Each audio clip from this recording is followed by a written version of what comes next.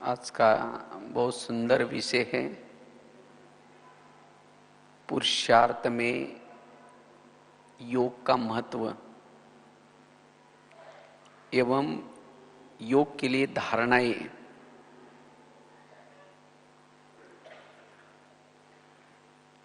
अब हम जानते हैं, हमने तो ज्ञान को तो समझ लिया, लेकिन ज्ञान समझने के बाद जो ज्ञान हम सुनते हैं उसको हमें अपने जीवन में धारण करना है। वो ज्ञान हमारे व्यवहार से दिखाई पड़े, इसके लिए चाहिए योग बल। क्योंकि योग से ही हमारा मनोबल मजबूत होता है, आत्मबल मजबूत होता है। अगर हमारे जीवन में ज्ञान है, समझ है, लेकिन अगर योग बल नहीं है तो ज्ञान होने के बावजूद भी हम प्रभु मिलन से वंचित रहेंगे।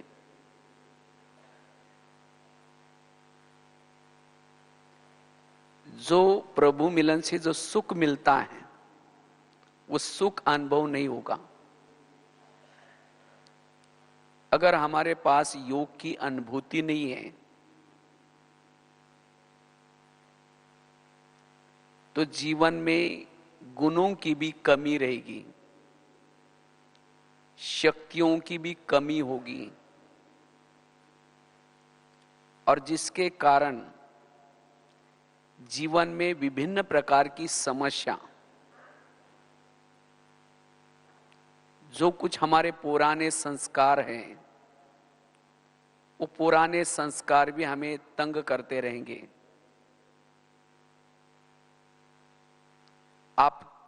आपसी जो संस्कार है, आपसी संस्कारों में भी टकराव होता रहेगा। और जब हमारा ऐसा होता है तो हमारा टाइम वेस्ट हो जाता है। मन में निगेटिव विचार चलते रहेंगे, ये ऐसा क्यों होता है, ये मेरे साथ ऐसा क्यों करता है, जिसे अंतर्मुखता भी नहीं रहेगी और जिससे वायुमंडल पावरफुल बनाने के बजाय और ही वायुमंडल को बिगाड़ने के निमित्त बन जाएंगे। एक दूसरे के अंदर कमी कमजोरी दिखाई पड़ेगी और फिर ऐसी आत्माओं से किनारा करते रहेंगे, उसे बात नहीं करेंगे, उसका परचिंतन प्रदर्शन करते रहेंगे। तो इस तरह से ब्राह्मण बनने के बाद, ज्ञान मिलने के बाद फिर भी जीवन में विभिन्न प्रकार की समस्या आती रहेंगी और उस समस्या में फेल होते रहेंगे। और इन सब का कारण क्या है? योग की कमी। तो अगर हम अपने जीवन की सभी समस्या का समाधान करना चाहते हैं, सभी प्रकार की समस्या का समाधान है योग बल, योग की अनुभूति। क्योंकि जब आत्मा को योग का अनुभव होता है तो आत्मा को उसका सुख मिलता है, और जिस सुख के कारण आत्मा वैरागी बनती है,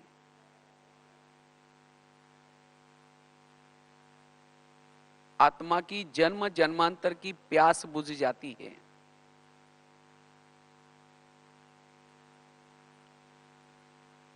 जिसके कारण, योग के कारण हमारे जीवन में गुण और शक्तियां ऑटोमेटिकली आती हैं। चाहे समस्या कितनी भी बड़ी हो, परिस्थिति कितनी भी बड़ी हो, जिस जिनके संबंध संपर्क में रहते हैं उनके स्वभाव संस्कार कैसे भी हो, लेकिन अगर हमारे पास योग बल है, वो प्रभु मिलन से सुख लिया है, तो ऐसे परिस्थिति में हम एडजस्ट होकर के चलेंगे। उनसे किनारा नहीं करेंगे लेकिन एडजस्ट होंगे। अगर योग की अनुभूति की है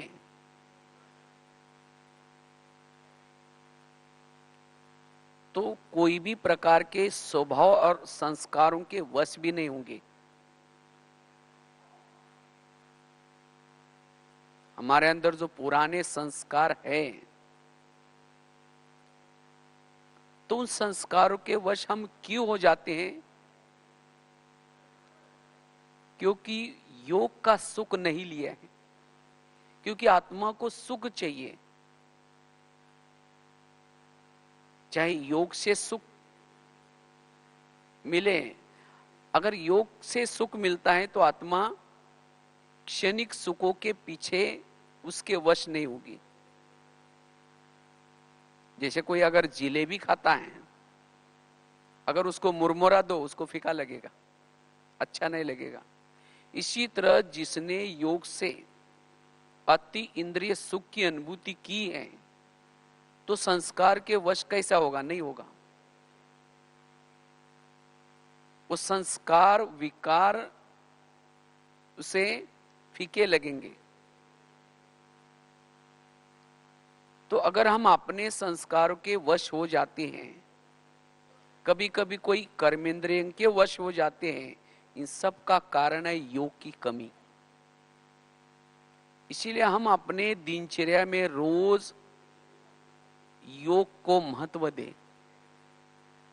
और जो आत्मा, ब्राह्मण आत्माएं योग को महत्व देती है, वो जीवन में निर्विघ्न चलती रहेगी। वो गुप्त रूप में वायुमंडल बनाने की सेवा करती रहेगी। वो कर्म योगी बनकर के रहेगी। इसलिए वर्तमान समय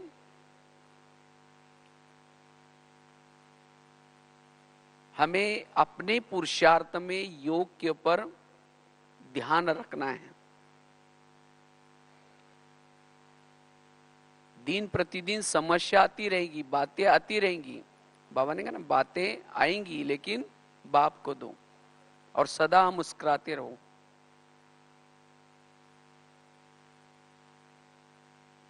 क्योंकि अब सुनने और सुनाने की सेवा कोई सुनेगा नहीं, लेकिन हमारी चेहरे पर मुस्कुराहट देखेगा। अगर हमारे चेहरे में मुस्कुराहट है तो लगेगा इनको कुछ मिला हुआ है। लेकिन वो चेहरे की मुस्कुराहट तब रहेगी जब हमारे जीवन में कोई समस्या नहीं, कोई विघ्न नहीं, मन में कोई हलचल नहीं, वो प्रभु मिलन का अंदर से वो सुख मिल रहा है, तब जाकर के वो चेहरे पर मुस्कुराहट होगी।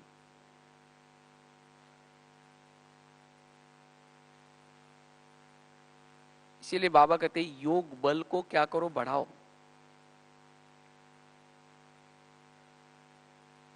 और योग से ही हम वायुमंडल को बहुत अच्छा बना सकते हैं, अपने वृत्ति को परिवर्तन कर सकते हैं। जो हमारी वृत्ति जो निगेटिव बनी है किसी के प्रति, अपने वृत्ति को परिवर्तन कर सकते हैं। इतना ही नहीं, औरों के भी वृत्ति को परिवर्तन कर सकते हैं। क्योंकि योग से जब सुख मिलता है तो दूसरे की कोई भी बातों के व्यवहार से हमें मन में निगेटिव विचार नहीं चलते, और जिसके कारण हमारे अंदर सहन शक्ति आती रहती है, क्षमा भाव, दया भाव, ये गुण आते रहेंगे। और जिसके कारण अन्य आत्मा भी हमारे लिए परिवर्तन हो जाएगी, उसकी वृत्ति भी परिवर्तन हो जाएगी। इसीलिए हमें योग बल को बढ़ाना है। और जितना हम योग बल बढ़ाते हैं, जैसे बाबा ने कहा ना, वही मंडल बनाओ। क्योंकि अब वायुमंडल को पावरफुल बनाने की सेवा करने की जरूरत है। लेकिन ये सेवा कौन कर सकता है? जिसके पास योग बल है। क्योंकि अभी महारथी, हम महारथी किसको कहते हैं? एक तो होता है सेवा के महारथी, दूसरा होता है ज्ञान सुनाने वाले महारथी, और तीसरा होता है मनसा सेवा वाले। अभी तो प्रत्यक्ष रूप में कौन है? जो सेवा के फील्ड में है, या फिर जो ज्ञान की अच्छी अच्छी क्लासेस कराते हैं। लेकिन आगे चल करके जो जिन्होंने ज्ञान लिया और उस ज्ञान को धारण कर जिन्होंने योग बल को बढ़ाया, और उसी योग बल के द्वारा अन्य आत्माओं को गुप्त रूप में सहयोग दे रहे हैं, विश्व में वाइब्रेशन फैलाने का सेवा कर रहे हैं, सकाश दे रहे हैं, ऐसी आत्मा प्रत्यक्ष होंगी।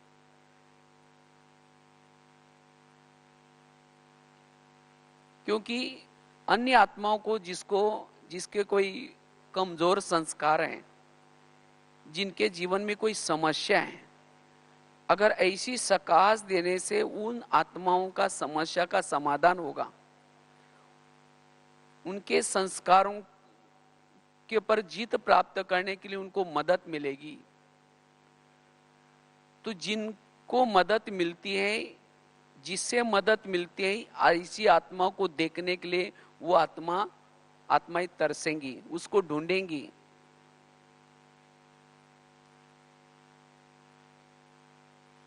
और अंतिम समय ऐसी आत्मा ही उसको अपना पूर्वज मान करके जाएगी, और वही आत्माएं फिर द्वापर युग में उसका भगत बनेगी। इसीलिए बाबा कहते बच्चे योग बल को बढ़ाओ, और जिससे आप अनेक भक्तों की निर्मिति कर सकते हैं, विश्व की सेवा कर सकते हैं।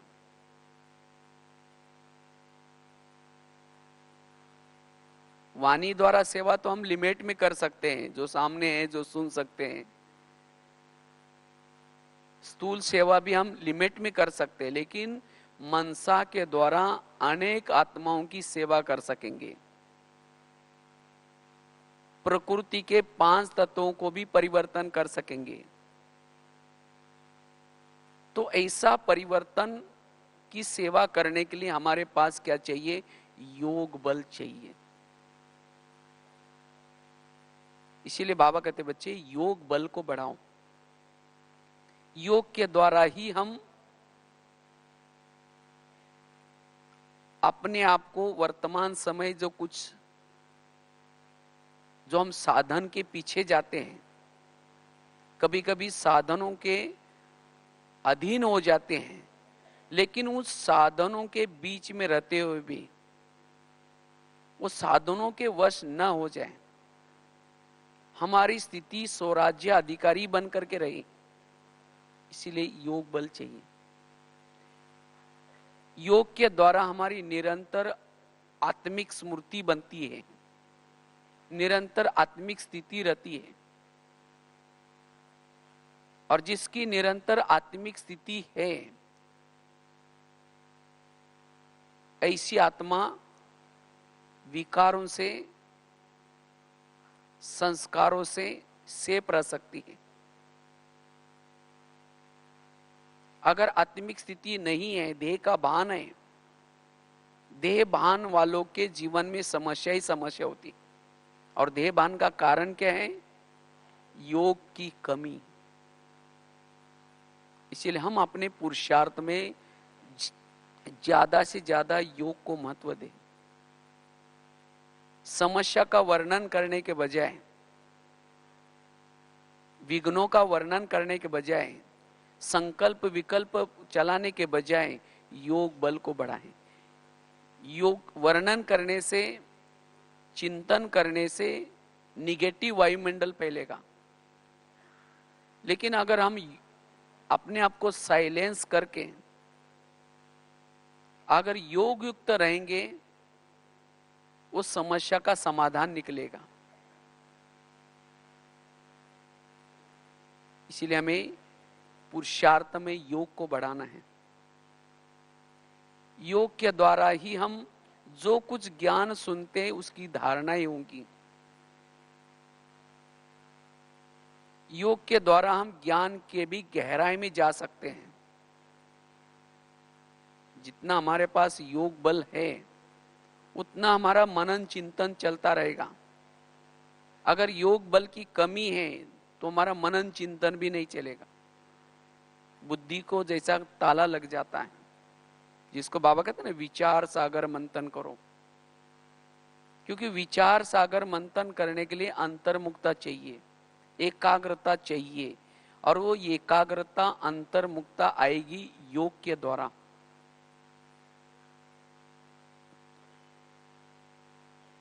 और जो आत्माएं अंतर्मुखी है, एकाग्र है, उसको दूसरों के अंदर कोई भी कमी कमजोरी नजर नहीं आएगी। हर एक के अंदर गुण विशेषता ही नजर आएगी। अगर ब्राह्मण जीवन में कोई समस्या है, किसी के जीवन में कोई विघ्न है, उसका कारण ही है वो आत्मा योग के तरफ ज्यादा ध्यान नहीं दे रहे। उसका योग का सब्जेक्ट कच्चा है। इसीलिए अगर हम ब्राह्मण जीवन की समस्या का समाधान करना है, निर्विघ्न स्थिति बनानी है, तो योग बल को क्या करना है? बढ़ाना है। तो हमारा योग बल बढ़ता जाए, यह योग का विषय हमारा अच्छा बने, उसके लिए कुछ बातों की धारणा जरूरी है। अगर हम चाहे योग बल को बढ़ाना है, योग की अनुभूति करनी है, वैसे तो सभी चाहते भी हैं कि हम योग की अनुभूति करें, लेकिन योग का अनुभव क्यों नहीं होता? योग में क्यों विघ्न आते हैं? उसका कारण है उसकी कुछ धारणाओं की कमी।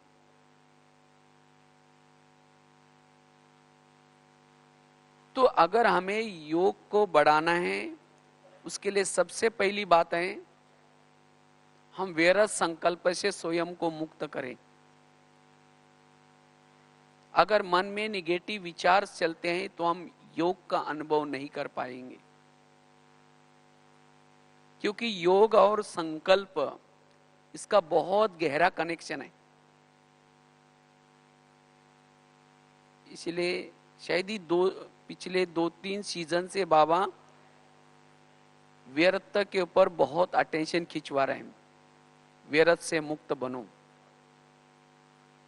क्योंकि जिसके संकल्प समर्थ हैं, समर्थ संकल्प वाला ही ऊपर जा सकता है, परम धाम में जा सकता है।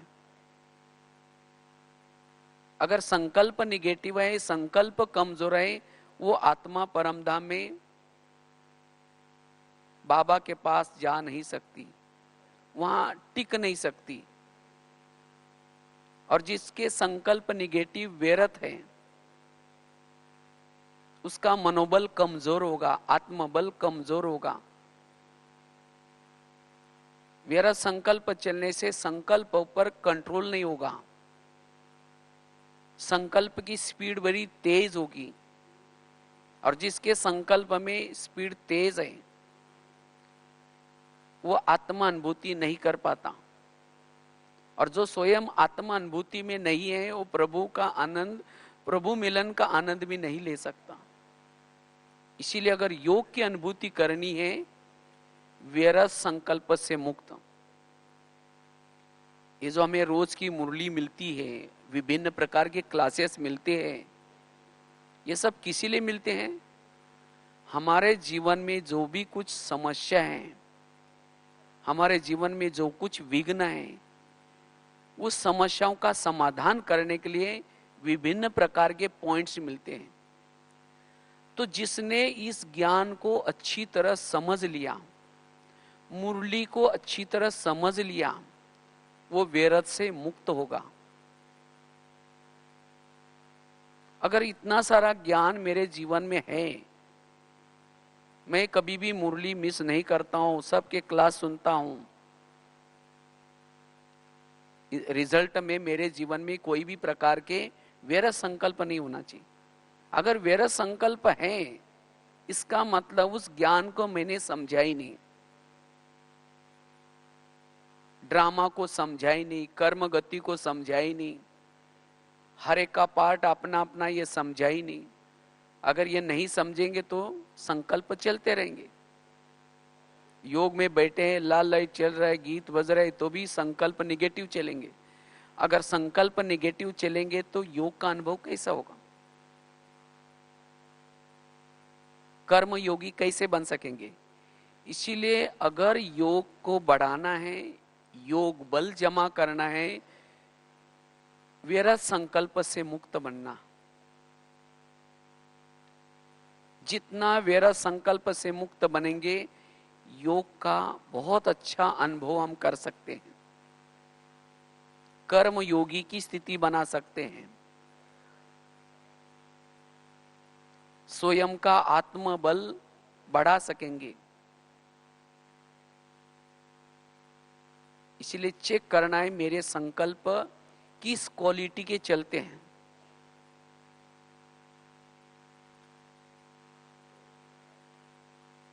और संकल्प व्यर्थ से मुक्त बनने के लिए जैसे कहा, कर्मों की गुह्य गति का ज्ञान, क्योंकि मेरे संपर्क में जो भी कुछ लोग आते हैं, चाहे घर में, चाहे ऑफिस में, चाहे आसपास में, ये सब कौन है?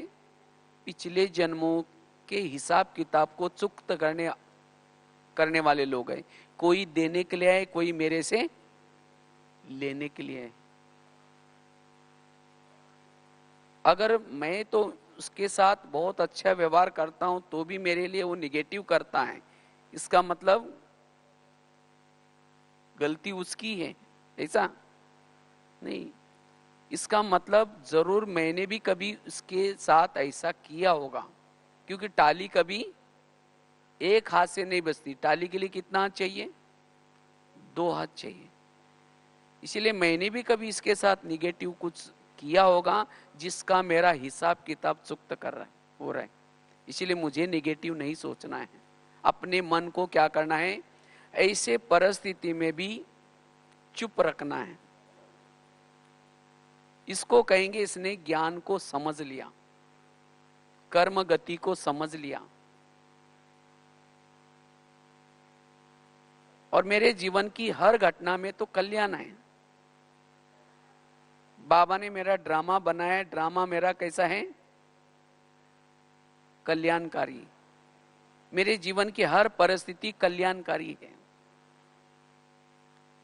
तो जो भी कुछ परिस्थितियां मेरे जीवन में आती है, इससे भी मेरा कल्याण ही होगा। आज तक मेरे जीवन में जो समस्या आई, विघ्न आए, परिस्थिति आई, लेकिन उन सभी परिस्थितियों ने, विघ्नों ने मेरा कल्याण ही किया ना कल्याण।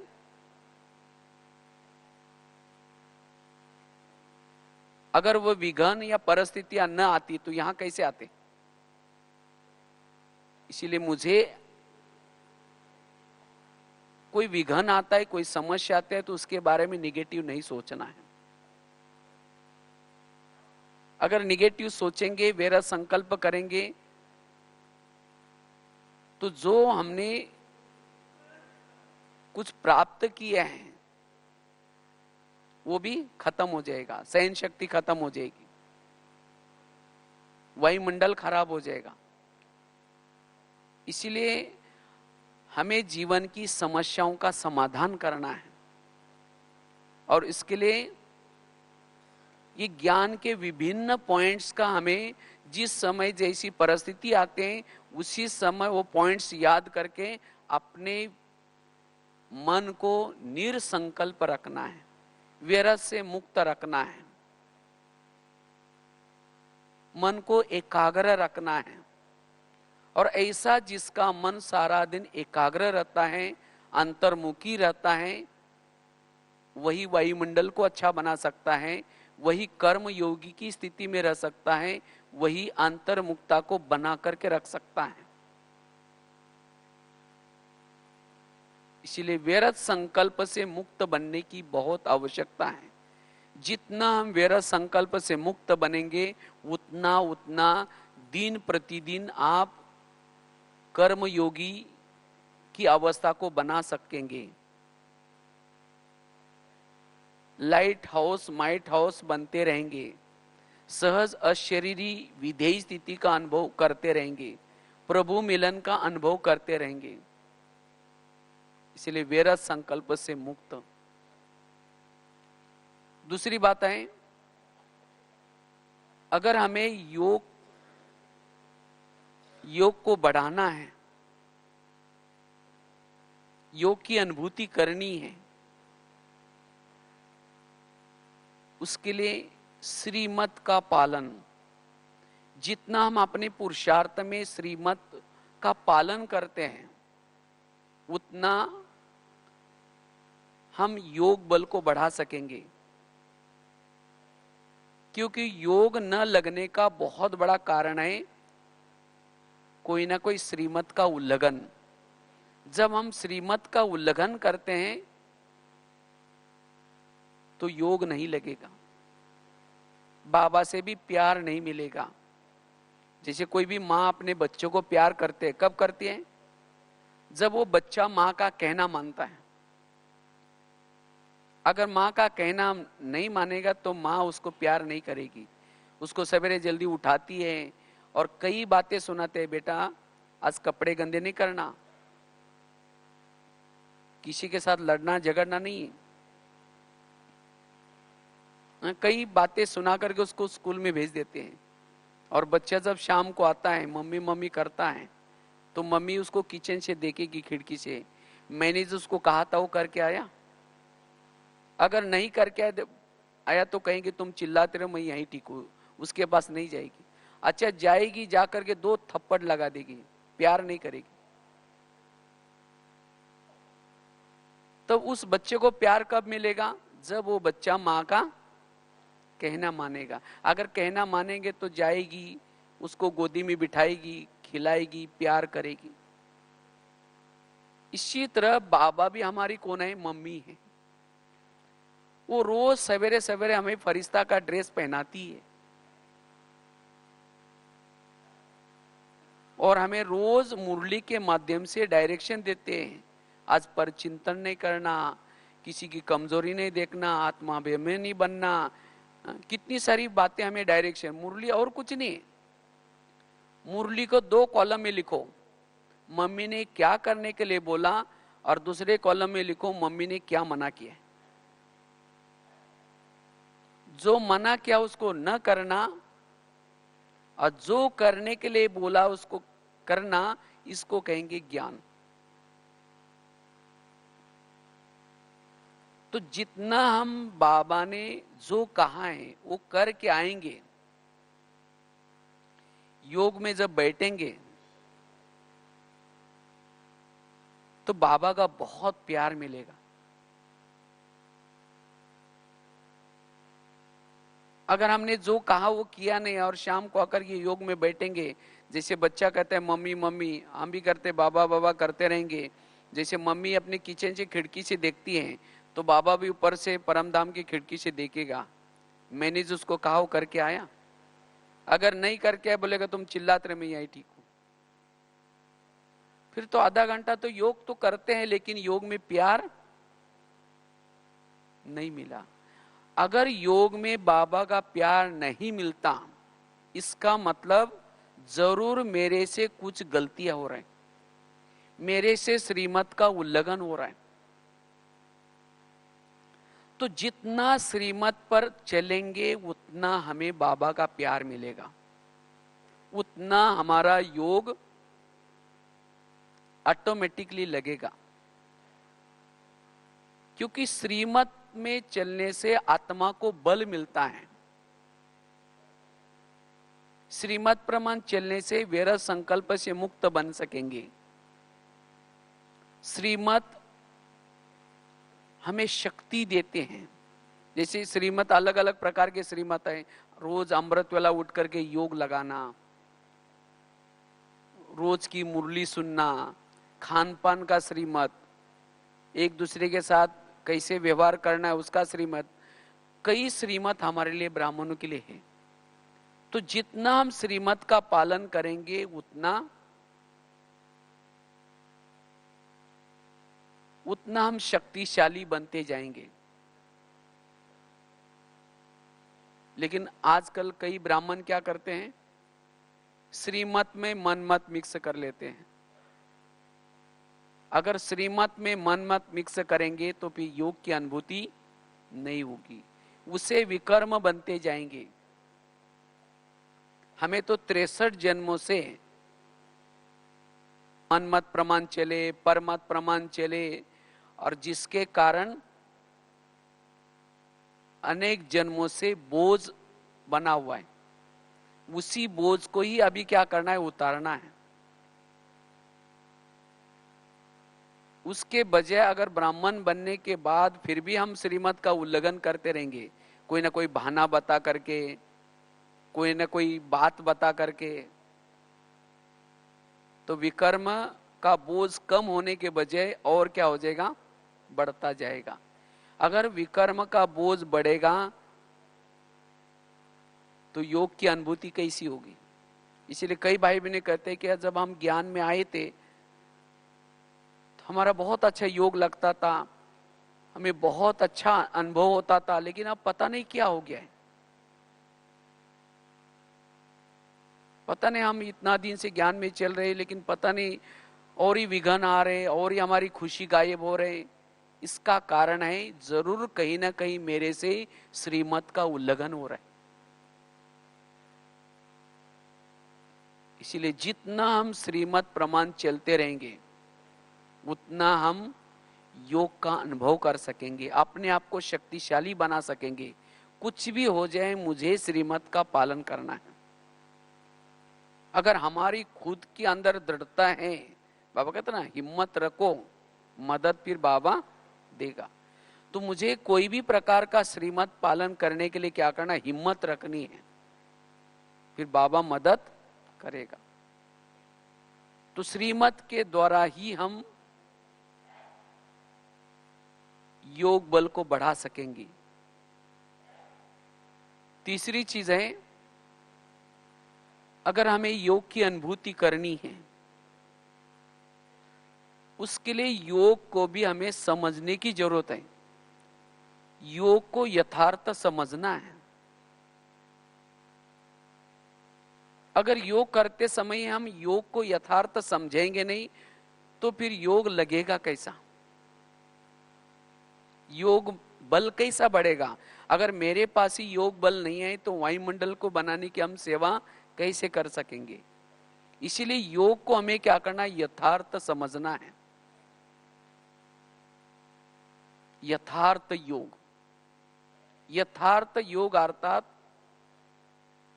जिसको बाबा कहते हैं विधि पूर्वक योग। जब विधि से करेंगे तब ही सिद्धि मिलेगी। अगर रोज हम नियम अनुसार योग में बैठ तो जाते हैं, अमृत वेला करते हैं, क्लास के पहले आकर के योग करते हैं, लेकिन तो भी अनुभव नहीं है। जैसे कल की भी बाबा की संडे की मुरली थी ना, अब अनुभव की क्या बनो, अथॉरिटी बनो। क्योंकि अनुभव वाली आत्मा कभी भी हलचल में नहीं आएगी।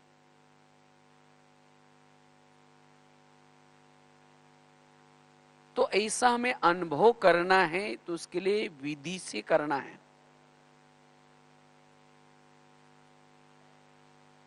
और योग की यथार्थ विधि है मन को समझना और बुद्धि को समझना। क्योंकि योग के लिए ये दो चीजें बड़ी इंपॉर्टेंट है, बुद्धि और मन।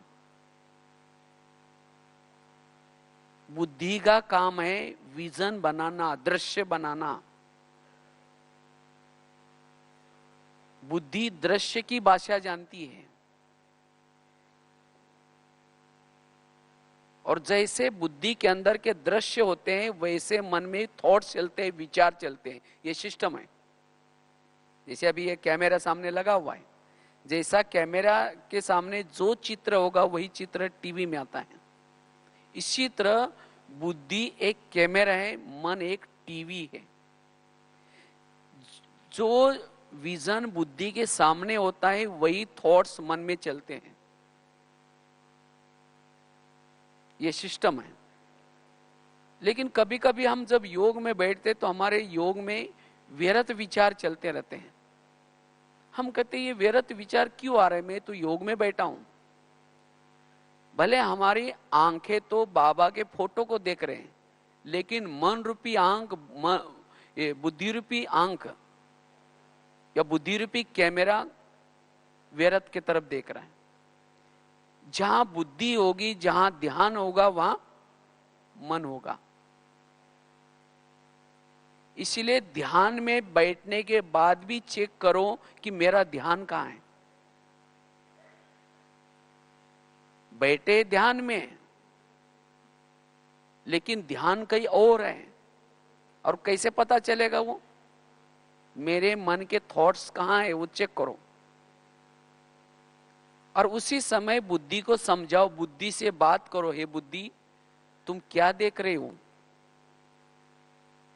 तुमको तो मैंने कहा था कि शिव बाबा को देखना है, उसके बजाय तुम उन बातों में क्यों गई हो?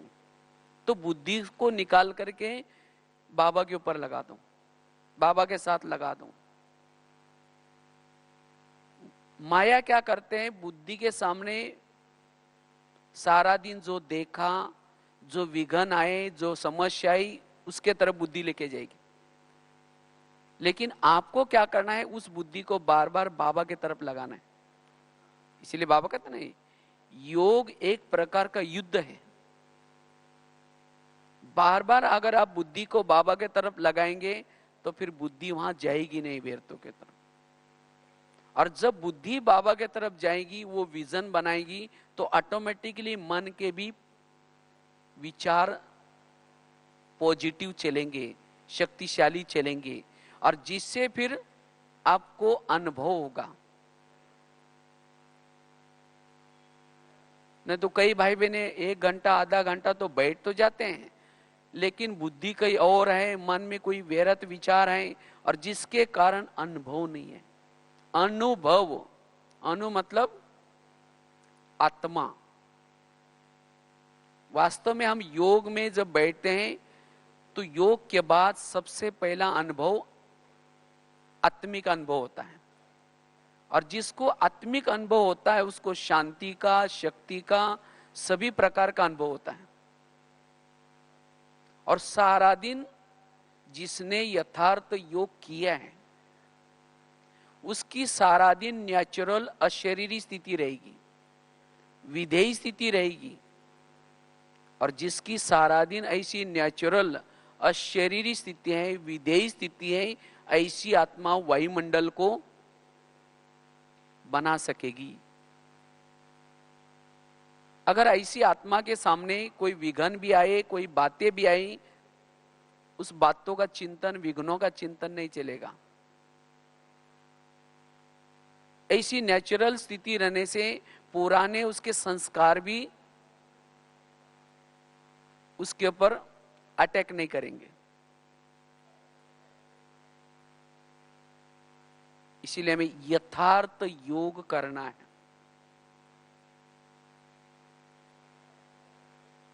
यथार्थ योग से ही हम कर्म योगी बन सकते हैं।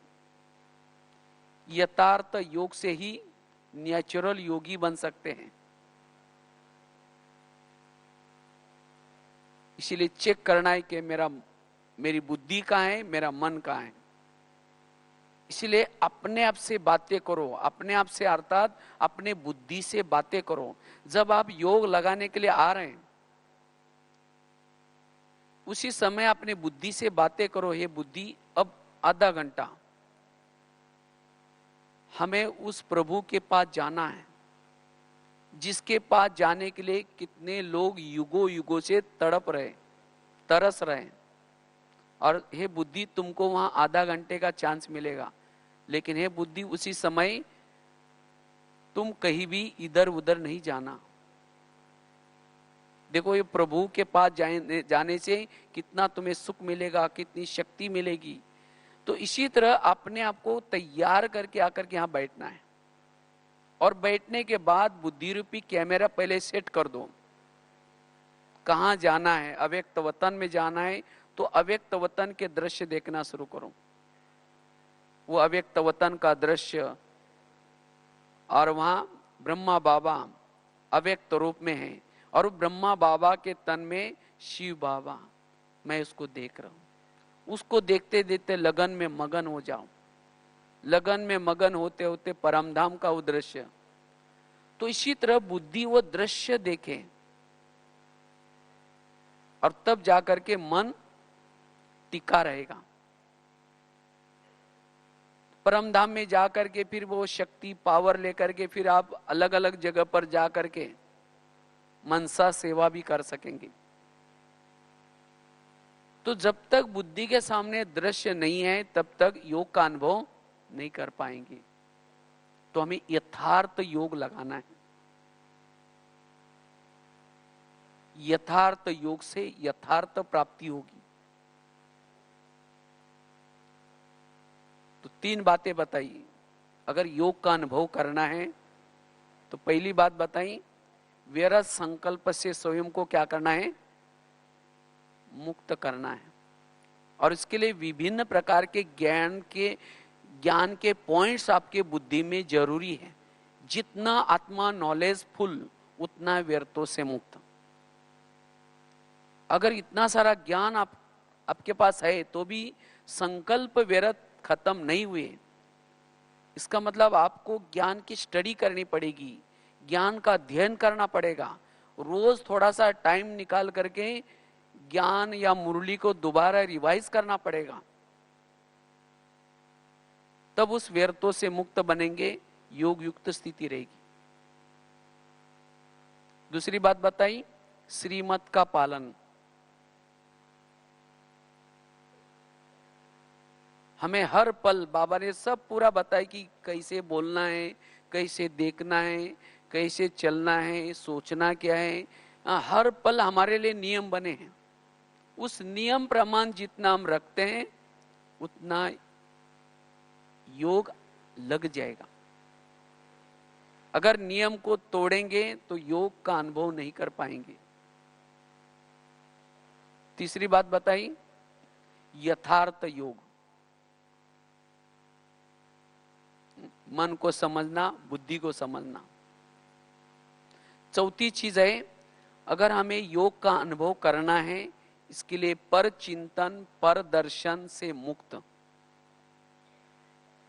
क्योंकि पर चिंतन पर दर्शन अंतर्मुक्ता भंग करती है।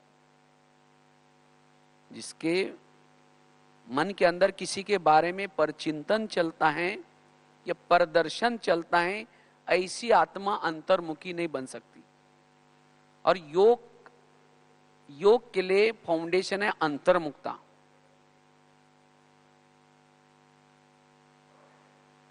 इसीलिए बाबा कभी कभी मुरलियों के अंदर कभी कभी धारणा की मुरली चलाते हैं। बाबा कहते हैं ना, बच्चे झगमुई झगमुई नहीं करो, कुसंग से स्वयं को बचाओ।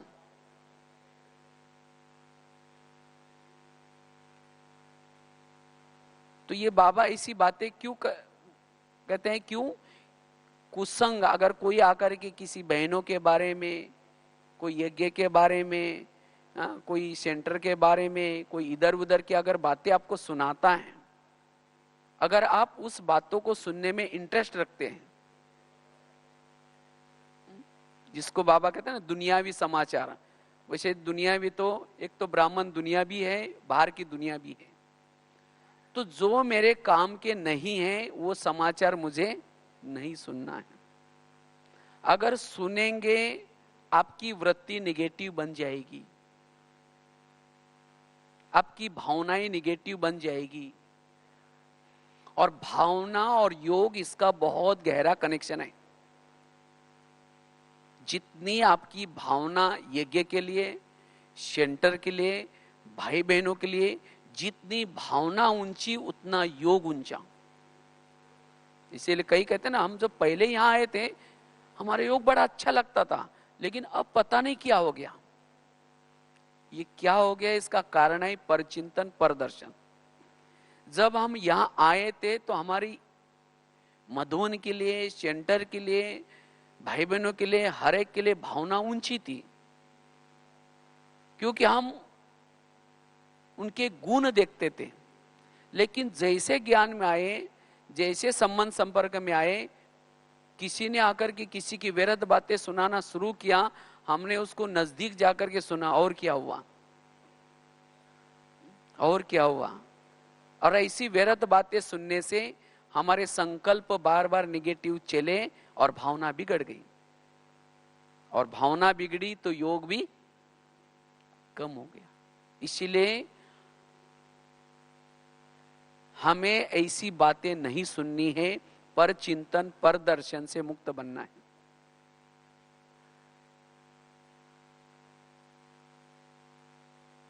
अगर किसी के घर में जाओ, उनके बच्चे भी बैठे और बाप भी बैठा है, बच्चों को जाकर के कहेंगे बच्चा ऐसा है वैसा है, उसकी बुराई करेंगे, और उसके पिताजी को जाकर के कहेंगे आप तो बहुत अच्छे, आप कितने अच्छे हैं, तो पिताजी क्या कहेगा, तुम पहले यहां से जाओ बोले। क्योंकि हर माँ बाप को अपना बच्चा प्यारा लगता है। बच्चा लूला हो, लंगड़ा हो, कैसा भी हो, माँ बाप को प्यारा लगता है। इसी तरह सारी दुनिया के जितने भी लोग हैं, किसके बच्चे हैं, बाबा के बच्चे। अगर ऐसी बच्चों की हम ग्लानि करेंगे, ये ऐसा है, ये ऐसा है, और बाबा के पास जाकर के कहेंगे योग में, मीठे बाबा, प्यारे बाबा, आप शांति के साथ, बाबा कहेंगे तुम पहले यहां से जाओ।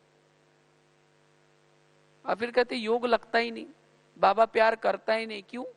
जिसको बाबा कहते हैं मीठे बच्चे, हम कहते इसको कोई अक्ल ही नहीं है, ये ऐसा करता है, ये करता है। तो इसीलिए हमें किसी का भी पर चिंतन नहीं करना है। पर चिंतन वाला योग का अनुभव नहीं कर सकता। हर एक की विशेषता देखनी है, गुण देखना है। बाबा ने उस आत्मा के अंदर जो गुण है, उस गुण, कौन से गुण को देख करके बाबा ने उसको चॉइस किया है, वो गुण हमें भी देखना है। तो योग न लगने का, वियोग में विघ्न आने का यह बहुत बड़ा कारण है पर चिंतन या पर दर्शन।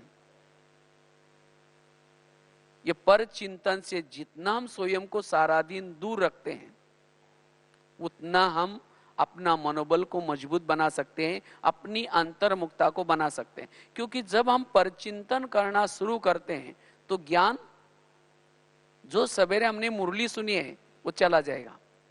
इसीलिए आज तो कई कई भाई बहन कहते हैं पता नहीं हम ज्ञान तो सुनते हैं लेकिन शाम तक कुछ भी याद नहीं रहता। क्यों याद नहीं रहता? पर चिंतन पर दर्शन। सरस्वती माँ किस पंछी के ऊपर बैठी है? हंस के ऊपर बैठी। हंस अर्थात मोती चुगता है, गुण देखता है। तो अगर सारा दिन हमारी गुणग्राही दृष्टि है, तभी सरस्वती माँ अर्थात जो हम ज्ञान सुनते हैं हमारे बुद्धि में बैठेगा। अगर मेरे बुद्धि में ज्ञान नहीं बैठता, उसका चिंतन नहीं चलता, इसका कारण है मैं किसी के अवगुण देखता हूं, और अवगुण देखने से, उसका चिंतन करने से वृत्ति निगेटिव बन जाएगी, और वृत्ति से वायुमंडल फैलता है। एक बार अगर वृत्ति निगेटिव बन गई तो उस व्यक्ति को देखते ही हमारे से वायुमंडल भी निगेटिव फैलेगा। इसीलिए मेरी वृत्ति किसी के लिए निगेटिव ना बने, इसीलिए मुझे क्या करना है, किसी का भी पर चिंतन पर दर्शन नहीं करना है। अगर मन में किसी के लिए निगेटिव विचार आते भी हैं तो अपने मन से बातें करो, हे मन, जिसके लिए तुम निगेटिव सोच रहे हैं वो आत्मा तो बाबा को कितना प्रिय है, और तुम उसके लिए निगेटिव क्यों सोच रहे हैं? अपने मन से बातें करके व्यर्थों से स्वयं को मुक्त रखना है, तब जाकर के हम योग का अनुभव कर सकेंगे। तो कितनी धारणा बताई? 4 धारणा बताई। पहली बताई व्यर्थों से मुक्त स्वयं को करना, व्यर्थ संकल्प से मुक्त रखना। दूसरी बात बताई श्रीमत का पालन। तीसरी बात बताई यथार्थ योग। चौथी बात बताई, पर चिंतन पर दर्शन से स्वयं को मुक्त रखना। पांचवी बात है, अगर हमें योग का अनुभव करना है, इसके लिए सारा दिन जितना हम सोमानों में रहते हैं, जितना हम सोमान में रहते हैं उतना हमारी आंतरिक शक्तियां जागृत होती हैं। सोमान से योग हमारा बहुत अच्छा लगेगा, क्योंकि सोमान अर्थात शुद्ध संकल्प, पॉजिटिव संकल्प। जितना हमारे मन में पॉजिटिव शुद्ध संकल्प चलते हैं उतना आत्मा स्थिर रहती है, अपने स्वधर्म में टिक सकते हैं। सोमान से स्वधर्म में टिकेगी, वो भ्रुकुटी सिंहासन पर बैठेगी, अपने आसन पर बैठेगी। अगर हम सोमान को छोड़ देंगे, आसन को छोड़ देंगे, तो देहाभिमान आएगा। इसलिए बाबा ने मुझे क्या क्या मान दिया है, सोमान अर्थात मेरा क्या क्या मान है, अपना क्या क्या मान है। हम क्या करते हैं, इसने मुझे मान दिया नहीं, इसने मुझे पूछा ही नहीं। अरे मेरा अपना स्वयं का कितना मान है। जितना अपने मान के स्थिति में रहेंगे उतना दूसरा कोई पूछे न पूछे, कोई सम्मान दे या न दे, उसका कोई फर्क नहीं पड़ेगा। आज जो ब्राह्मणों के जो व्यर्थ संकल्प चलते हैं उसका कारण है सोमान की कमी। बाबा ने मुझे कितना मान दिया है, बाबा ने मुझे कितने सारे टाइटल दिए हैं, रोज कितना सारा वरदान दे रहा है, टाइटल दे रहा है। इस टाइटल के स्मृति में रहेंगे, सोमान के स्मृति में रहेंगे, उतना हम स्वधर्म में टिक सकेंगे, उतना हमारी एकाग्रता रहेगी, अंतर्मुखता रहेगी, और उतना हम कर्म योगी भी बन सकेंगे और योग का अनुभव कर सकेंगे। तो योग का अनुभव करने के लिए बीच बीच में हम अपने सोमान की स्मृति देते रहे, या चाहे कोई ना कोई रोज एक ना एक सोमान स्मृति में रहे। जितना सोमान का हमारी स्मृति रहेगी उतना हम योग युक्त रह सकेंगे। और सोमानों से हमारे अंदर जो विकारों की बीमारी लगी है वो बीमारी भी खत्म होगी। सोमान एक प्रकार के टैबलेट्स हैं। जैसे बीमार कोई होता है तो उसको टैबलेट दी जाती है, टैबलेट से अंदर जो अंदर अलग अलग जो वायरस होता है उसके ऊपर एक बल मिलता है। तो इसी तरह जिस प्रकार का मेरे अंदर विकार है, हर विकार के ऊपर जीत प्राप्त करने के लिए टैबलेट्स अलग अलग है। तो इसीलिए हम अलग अलग प्रकार के सोमानों के अभ्यास करें। तो सोमान को अभ्यास करने से उस विकार के ऊपर हम जीत प्राप्त कर सकेंगे, हमारे अंदर एक प्रकार का बल आएगा और हम योग युक्त रह सकेंगे। इसीलिए सोमानों का अभ्यास। छठी धारणा है, अगर हमें योग का अनुभव करना है, इसके लिए सारा दिन स्वराज्य अधिकारी स्थिति। अगर सारा दिन हमारी स्वराज्य अधिकारी स्थिति है, हम योग का अनुभव कर सकेंगे। जो स्वराज्य अधिकारी है उसकी हर इंद्रिया उसके वश में है, क्योंकि शरीर हमारा एक किला है और इस किले के अंदर आत्मा राजा रहता है। जैसे पहले जमाने में राजा एक किले में रहते थे और किले के कई दरवाजे रहते थे। अगर कोई भी दरवाजे में आता है तो उसकी पूछताछ होती थी, किसी ले जा रहा है, क्यों जा रहा है। इसी तरह हमें भी इस शरीर रूपी किले का हर दरवाजा मजबूत चाहिए। कान, मुख, आंखें। अगर हम शरीर रूपी किले में रहते हैं लेकिन आंखों से कुछ भी आ रहा है, कानों से भी कुछ भी आ रहा है,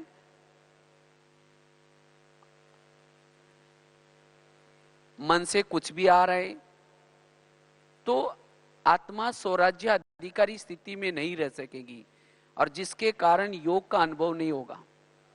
इसीलिए बाबा रोज कहते हैं ना, रोज अपना दरबार लगा दो और दरबार लगा करके एक एक कर्मेंद्रिय की चेकिंग करो, कौन सी कर्मेंद्रिय क्या क्या कर रहे हैं। और अगर कोई कर्मेंद्रिय आपका कहना नहीं मानती, उसको क्या करो, सजा दो, शिक्षा दो।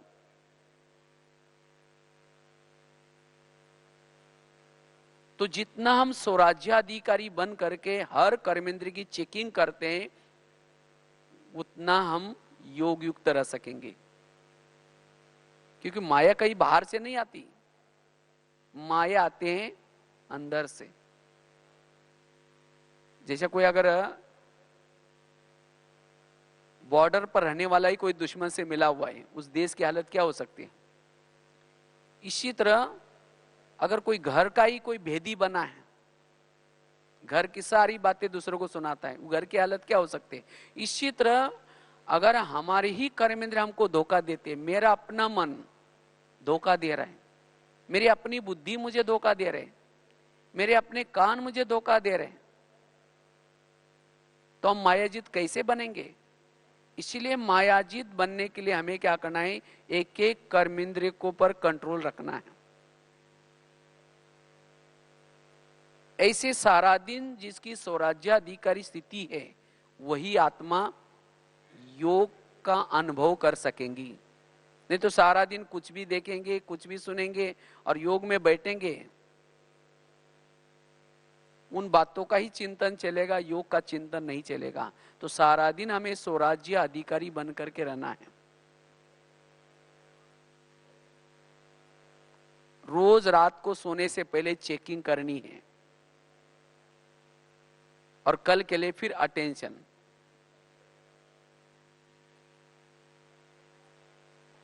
सातवीं धारणा है लास्ट की, अगर हमें योग बल को बढ़ाना है, इसके लिए निरहंकारी स्थिति, जितना हम निरहंकारी स्थिति में रहते हैं उतना योग युक्त बन सकेंगे। अगर हमारे अंदर कोई प्रकार का अभिमान है, अभिमान वाला योग युक्त नहीं बन सकता, क्योंकि अभिमान आने से संकल्प चलते हैं, व्यर्थ संकल्प चलते हैं, और वो अभिमान से हम दूर रहे, कराने वाला बाबा है, मैं निमित्त हूं। जितना निरहंकारी नम्रचित, उतना हमारे जीवन में गुण और शक्तियां रहेगी। थोड़ा अभिमान आया, गुण और शक्तियां चली गई। अभिमान आने से गुणों का गुलदस्ता मुरझा जाता है, सब गुण और शक्तियां चली जाते हैं, अकेला महसूस करेंगे। इसीलिए चाहे हम कितना भी सेवा करते रहे, हमारे जीवन में कितना भी सफलता मिलती रहे, लेकिन ये सफलता का देन है बाबा। बाबा मेरे से करा रहा है, मैं निमित्त हूं, करण कनावरहार बाबा है। तो जितना हमारे अंदर ये निरहंकारी स्थिति रहेगी, उतना हम व्यर्थ से मुक्त होकर के एकाग्र बन सकेंगे, योग युक्त रह सकेंगे। तो योग न लगने का कारण है, कभी कभी हमारे जीवन में कोई सफलता मिलती है, जितना हम आगे बढ़ते हैं उसके अंदर फिर कभी कभी अभिमान आने की संभावना है। अगर अभिमान आया तो योग से दूर रहेंगे, क्योंकि अभिमान वाला करता बहुत है, लेकिन संकल्प नेगेटिव, और उसके कारण कभी कभी हम व्यर्थों में चले जाते हैं। इसीलिए अगर योग युक्त स्थिति बनानी है, निरहंकारी, और निरहंकारी बनने का आधार है निराकारी स्थिति। जितना हम निराकारी स्थिति में रहते हैं, उतना सारा दिन हमें कोई भी प्रकार का अभिमान नहीं आएगा, ना कोई गुणों का अभिमान, ना कोई विशेषता का अभिमान, और निरहंकारी वालों का प्रभाव पड़ता है। जितना हम निरहंकारी रहते हैं, जितना सिंपल रहते हैं, उसका प्रभाव रहता है। जितना त्यागी उतना तपस्वी, जितना वैरागी उतना तपस्वी। इसीलिए बाबा कहते बच्चे निरहंकारी बनो, और वो मेरी निरहंकारी स्थिति बनी रहे। निरहंकारी का जैसे कहा कि आधार है निराकारी स्थिति, और निराकारी स्थिति कब बनेगी? जितना हमारा अमृत वेला का योग अच्छा है। अमृत वेला का योग अच्छा, उसके बाद क्लास के पहले आकर के योग युक्त होकर के बैठेंगे, आधा घंटा क्लास के पहले योग करेंगे, फिर मुरली अच्छी तरह ध्यान से सुनेंगे। अगर ये हमारे रोज के दिनचर्या में ये 3 बातें हैं, अमृतवेला का योग, क्लास के पहले का आधे घंटे का योग और मुरली, ये 3 चीजें हमें निराकारी स्थिति में स्थित करेगी, आत्मानुभूति कराएगी। और जिसकी आत्मानुभूति है वो सारा दिन योग युक्त रह सकता है। अब कई तो हम शुरू में तो आए थे, मुरली तो अच्छी सुनते थे, योग भी करते थे, लेकिन आजकल थोड़ा ब्राह्मणों में ढीलापन आता जाता है। क्या करते हैं, क्लास के पहले आधा घंटा योग नहीं करेंगे, सीधा आकर के मुरली सुनेंगे। अगर केवल मुरली ही सुनते तो मुरली में एकाग्रता नहीं आएगी। जो मुरली से जो बल है वो बल नहीं मिलेगा, नशा नहीं चढ़ेगी, और जिसके कारण फिर सारा दिन देहाभिमान होगा, और जब देहाभिमान होगा तो सारा दिन बुद्धि हद में रहेगी।